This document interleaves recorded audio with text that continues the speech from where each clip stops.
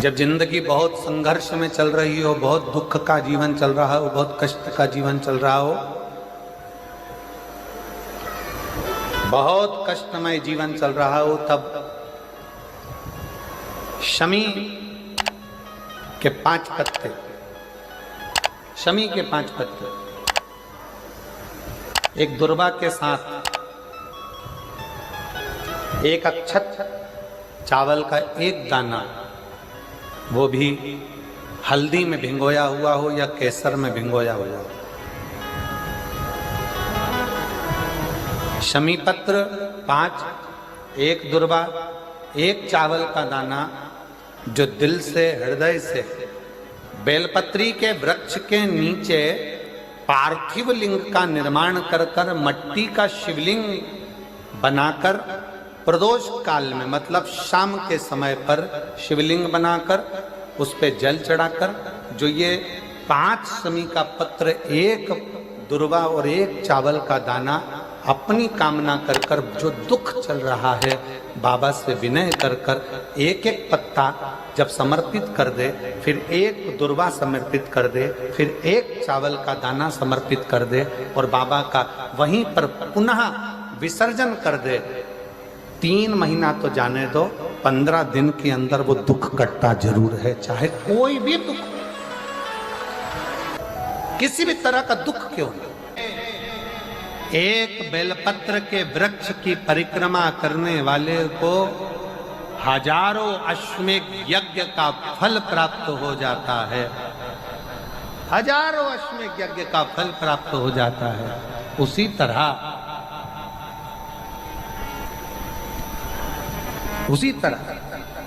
एक पार्थिव लिंग का निर्माण करने वाले को, मिट्टी का शिवलिंग का निर्माण कर कर पूजन करने वालों को 12 ज्योतिर्लिंग के शिवलिंग के दर्शन का पुण्य फल प्राप्त। बहुत ध्यान लगाकर सुनिएगा। एक बेलपत्री और उस बेलपत्री में एक चंदन की बिंदी और एक अक्षत का दाना मात्र रखकर भी अगर शिवालय पर चढ़ा दी जाती है, एक बेलपत्री, एक चंदन का बिंदी, और चंदन फिर निवेदन करेंगे आज के जमाने में तुम लोग सब घिसा घिसाया, पड़ा पड़ाया, डब्बी का सामान ले लेकर, वो नहीं, चंदन की एक मुठिया रखो, थोड़ा सा भी घिसो, जरा सा भी घिसो, उसकी एक बिंदी और एक चावल का दाना, जब हम भगवान देवाधिदेव महादेव को समर्पित करते हैं, अपनी कामना कर कर समर्पित करते हैं, तो निश्चितता है, पुराण की कथा कहती है शंकर भगवान उसका फल शीघ्र प्रदान कर देते हैं। भले आपने कुछ करा ना करा, उसका फल तुम्हें मिल जाता। में जाना, लोटा भरकर जल समर्पित करना, और कभी तुम्हारे जीवन में अगर तुमको लग रहा है कि मैं दुखों से पीछा छूट ही नहीं रहा, तब उस जगह पर बेलपत्री के मध्य भाग में पीला चंदन, ये जो पत्ती है और ये 2 पत्ती हैं, ये बड़ी पत्ती और ये बीच की जो 2 पत्ती हैं, इसके बीच में जो डंडी का भाग रहता है, जो बीच में डंडी का जो भाग है, बड़ी पत्ती और ये 2 छोटी पत्ती के मध्य में जो डंडी का भाग है, उस डंडी के भाग में पीला चंदन और एक अक्षत पीला, शंकर भगवान को आप अगर प्रदोष काल में समर्पित कर रहे हैं, तो ये निश्चित है कि धीरे धीरे कर कर वो दुख समाप्त होगा, वो दुख कटेगा ही।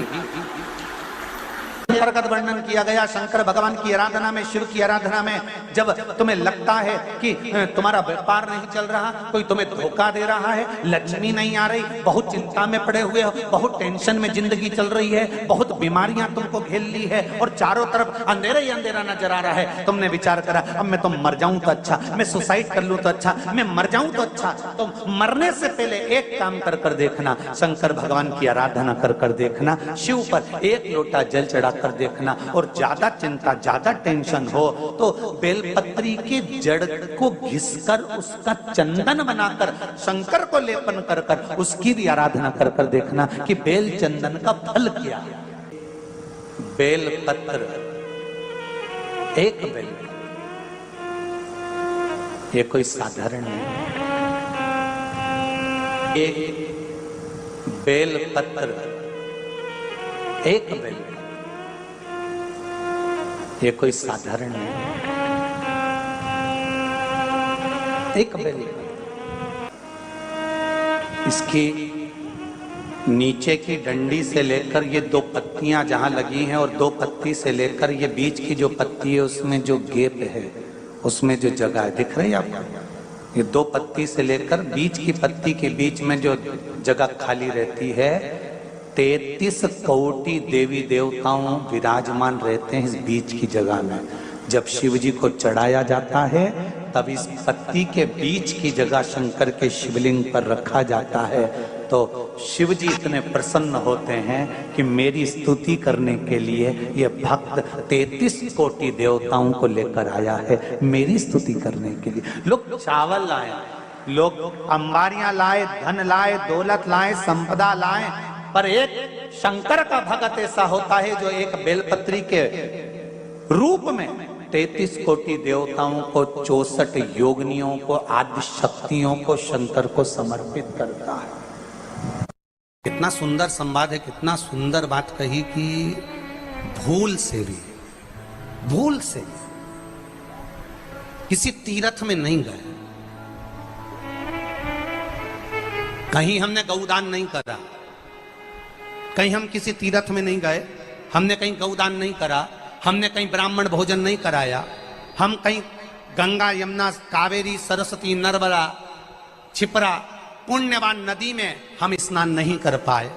शिव महापुराण की कथा कहती है भूलवश भी अगर पिपलेश्वर या बटकेश्वर किसी शिवालय पर भूल से भी अगर एक लोटा जल चढ़ जाता है तो देव अधिदेव महादेव सारे तीर्थों का फल अपने आप प्रदान कर देते हैं। भूल से भी चढ़ गए।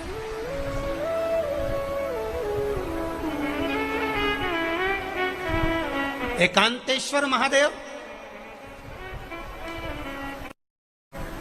किसी तीर्थ में नहीं गए, कहीं हमने गौदान नहीं करा, कहीं हम किसी तीर्थ में नहीं गए, हमने कहीं गौदान नहीं करा, हमने कहीं ब्राह्मण भोजन नहीं कराया, हम कहीं गंगा यमुना कावेरी सरस्वती नर्मदा छिपरा पुण्यवान नदी में हम स्नान नहीं कर पाए। शिव महापुराण की कथा कहती है भूलवश भी अगर पिपलेश्वर या बटकेश्वर किसी शिवालय पर भूल से भी अगर एक लोटा जल चढ़ जाता है तो देव अधिदेव महादेव सारे तीर्थों का फल अपने आप प्रदान कर देते हैं। भूल से भी चढ़ गए।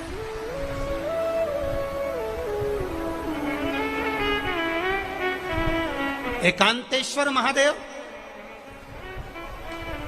जो कि एकांत में बैठा हुआ है, एकांतेश्वर महादेव अकेला बैठा है अलमस्त होकर।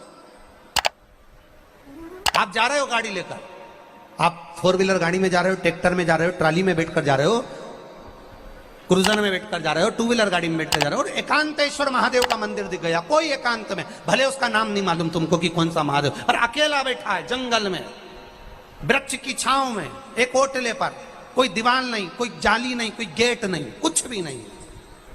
ये शिव मंदिर में जाकर एक लोटा जल समर्पित करती थी। और शास्त्र कहता है कि शंकर के मंदिर में अगर एक लोटा जल कोई एक परिवार का व्यक्ति भी समर्पित कर रहा है तो समझ लेना कि वो अपनी 71 पीढ़ी को पार लगा रहा है। वो अकेला नहीं, 71 पीढ़ी को पार लगा रहा है। शिव महापुराण की कथा कहती है जब बच्चा गर्भ में आता है, माता के गर्भ में जब संतान आती है और माता के गर्भ में जब संतान रहती है, उस 9 महीने में स्त्री नारी अगर कहीं शंकर के मंदिर के सामने से निकल जाए या शिवालय का जल स्त्री को मिला हो या शंकर भगवान का कोई प्रसाद या शंकर भगवान का कोई नाम जाप या शंकर भगवान का कोई मंत्र जाप उस स्त्री के कानों में पहुंच जाए तो जो गर्भ में बच्चा होता है वो बच्चा शंकर की कथा तक या शिवालय तक उसको बिना बोले ही वो अपने आप चला ही जाता है, पहुंच ही जाता है। उस गर्भ में रहने वाले बच्चे को भगवान शंकर के मंदिर के सामने से भी कोई गर्भवती स्त्री निकल कर चली जाती है तो उसका भी फल उसको प्राप्त हो जाता है। उसका भी फल उसको प्राप्त हो जाता, और वो फल साधारण नहीं होता। क्यों? बेलपत्री को जब भी चढ़ाया जाता है तो पीछे की डंडी पकड़कर नहीं चढ़ाया जाता। बेलपत्री को चढ़ाने के लिए मध्य भाग को, जैसे यह बेलपत्र होता है तो इसका मध्य की जो डंडी होती है, मध्य भाग होता है बेलपत्री का, तब मध्य भाग को पकड़कर हम भगवान शंकर को बेलपत्र समर्पित करते हैं। कोई भी बेलपत्र ऐसे नहीं चढ़ाता कि डंडी पकड़ के चढ़ा दिया, फिर पीछे की डंडी पकड़ के चढ़ा दिया, फिर पीछे की डंडी पकड़ के चढ़ा दिया, फिर डंडी पकड़ा, फिर चढ़ा दिया ना। मेरे देवादिदेव महादेव को जब भी बेलपत्र चढ़ाया जाता है तो मध्य भाग, पीछे की डंडी पकड़कर नहीं, मध्य भाग से भगवान शंकर को बेलपत्र समर्पित किया जाता है। मध्य भाग से जब भी पकड़ेंगे तो मध्य भाग को पकड़कर बेलपत्र समर्पित करेंगे। क्यों?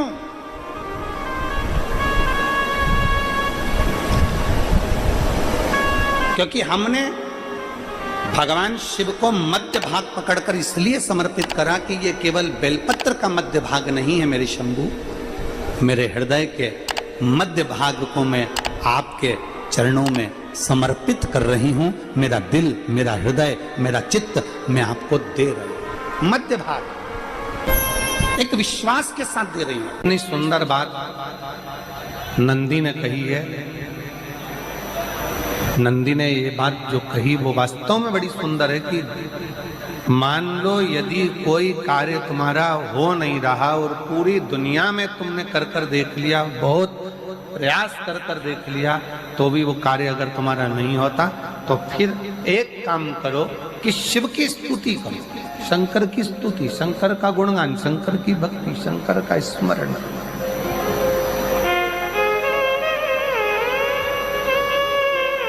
फिर शिव की स्तुति करिए, शंकर से विनय करिए, शंकर से निवेदन करिए, शंकर का गुणगान करिए।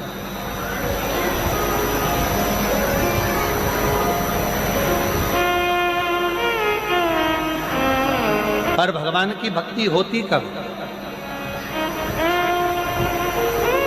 जितने आस्था चैनल पर कथा सुन रहे हैं, जितने फेसबुक यूट्यूब पर कथा सुन रहे हैं, जितने पंडाल में बैठकर शिव भक्त कथा को रसपान कर रहे हैं, उनसे निवेदन करूंगा कि शंकर की भक्ति होती कब है, शंकर का स्मरण कब होता है, शंकर की भक्ति कब होती है, शंकर की कथा सुनने में मन कब लग सकता है?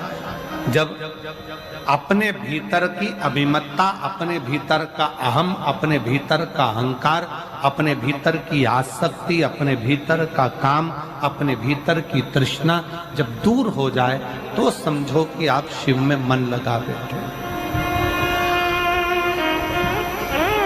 कितने सारे लोग बैठे हैं यहाँ पर कथा में, सब पंडालों के अंदर लोग शिव भक्त बैठे हुए हैं। कई लोग ऐसे भी होंगे जिनका आकर बैठ तो गए पर दिल नहीं लगता। दो जल व्यक्ति के जीवन को बदलते। कितने जल? जम के बोलो जरा। दो जल। एक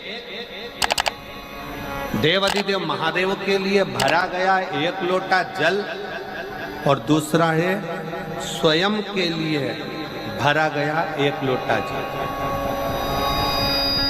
यहाँ पर अगर बुजुर्ग मेरी माताएं बैठी होंगी, मेरी जीजियाँ बैठी हैं, मेरे जीजा बैठे हैं, बुजुर्ग जितनी माताएं बैठी हैं वो पुराने समय का अगर लेख उठाकर देखेंगे तो पुराने समय के लोग भोजन करने बैठते थे ना, तो भोजन करने से पहले अपने पानी के लोटे को भरकर, अपना गिलास भरकर बैठते थे। किसी ने देखा है कि नहीं देखा? जम के बोलो जरा, देखा है आप लोगों ने?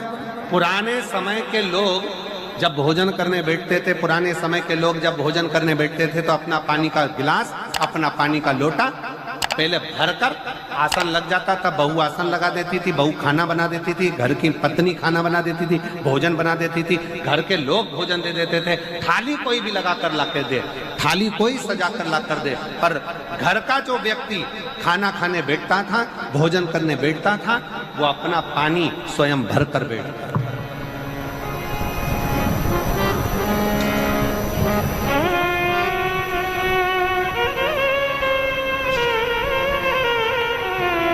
के जमाने में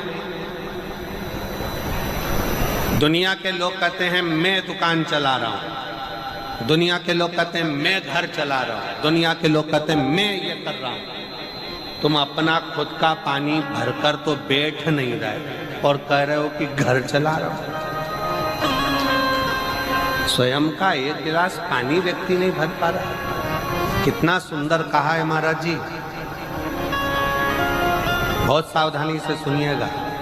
दो जगह का जल व्यक्ति के जीवन को बदल देता है। एक शिव के लिए भरा गया जल और दूसरा स्वयं के लिए भरा गया जल। स्वयं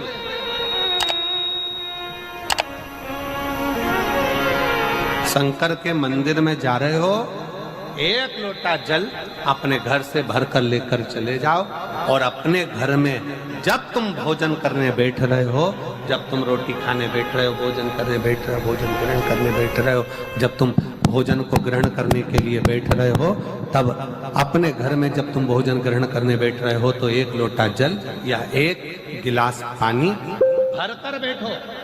बहू अच्छी है, पानी भरेगी, मना नहीं है। बेटा अच्छा है, पानी भरेगा, मना नहीं है। पोता अच्छा है, पोती अच्छी है, नाती अच्छा है, पंती अच्छा है, घर में सब अच्छे। तुम्हारी पत्नी भी अच्छी है, तुम खाना खाओगे तो वो पानी ला कर दे देगी। तुम्हारी बहू भी अच्छी है, तुम भोजन करोगे तो वो पानी ला कर दे देगी। तुम्हारा परिवार का हर व्यक्ति अच्छा है, तुम्हारा कहना मानता है। तुम जिमने बैठोगे, भोजन करने बैठोगे तो वो पानी ला कर देगा। पर शिव पुराण की कथा कहती है, जो व्यक्ति भोजन करते समय अपना जल स्वयं भर कर बैठता है, उसकी जिंदगी में से 3 रोग समाप्त हो जाते हैं। कितने रोग समाप्त हो जाते हैं? 3।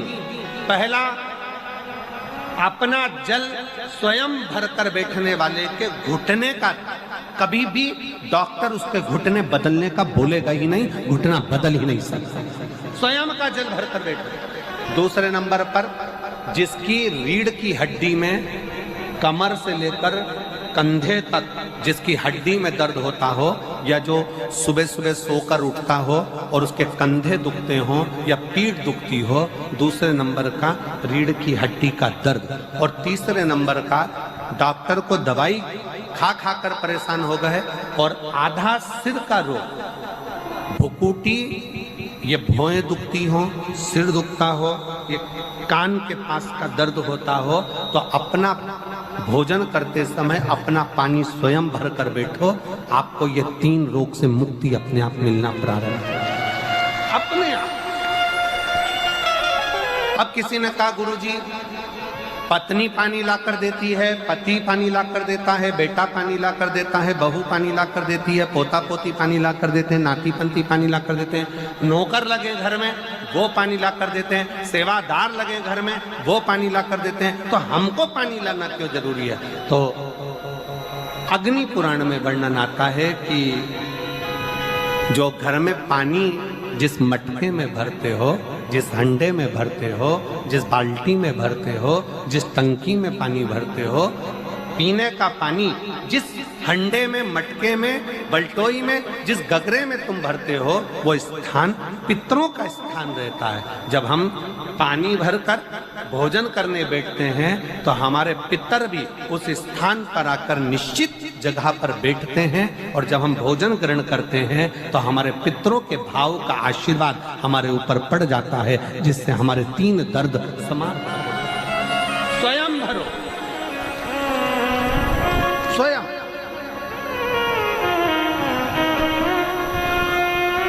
अब आज का जमाना इतना विचित्र है कि नौकर चाकर, परिवार, घर इतना बड़ा हो गया। आज के जमाने में कोई सोफे पे से उठना पसंद नहीं करता, वहीं से आवाज लगा देते हैं, ला मेरा भोजन लगा दे, रोटी लाओ। रोटी आई तो मालूम पड़ा पानी ला कर रखा बहू ने। वो बहू ला देगी, बहुत अच्छी है, बहू बेकार नहीं है, बहुत अच्छी है, बेटी बहुत अच्छी है, ला देगी पानी, भोजन भी ला